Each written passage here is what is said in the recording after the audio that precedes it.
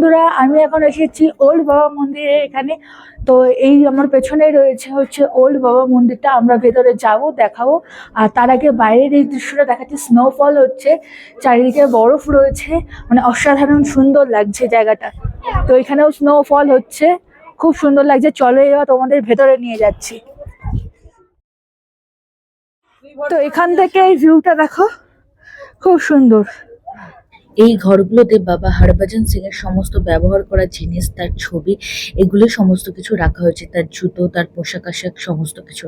এখানে আমার দুটো ঘর আছে, সেই দুটো ঘরে তারই ব্যবহার করা সমস্ত জিনিসপত্র রাখা হয়েছে।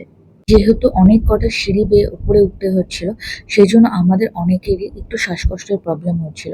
তা বলে যে খুব শ্বাসকষ্ট হচ্ছিল এমন ব্যাপারটা নয়। যেহেতু এটা অনেকটাই উপরে রয়েছে, সেই জন্য একটু অসুবিধা হচ্ছিল। আমি এখন রয়েছি ওল্ড বাবা মন্দিরে। এর গল্পটা তোমরা সবাই জানো, এটা নতুন করে কিছু বলার নেই। 1962 সালে যখন ইন্ডিয়া আর চীনের যুদ্ধ হয়েছিল, সেখানেই বাবা হরভজন সিং এখানে এখানে না, ঠিক নাথুলার ওখানে উনি শেষ নিঃশ্বাস ত্যাগ করেছিল। এরপর ওনার নাম করেই এই বাবা হরভজন সিংকে উৎসর্গ করে এই ওল্ড বাবা মন্দিরটা এখানে স্থাপন করা হয়েছে। তো আমি এখন এখানে এসেছি। সামনে এখানে আমাদের ইন্ডিয়ান সোলজাররা সব একটা প্রসাদ দিচ্ছে। চলো গিয়ে দেখি কি।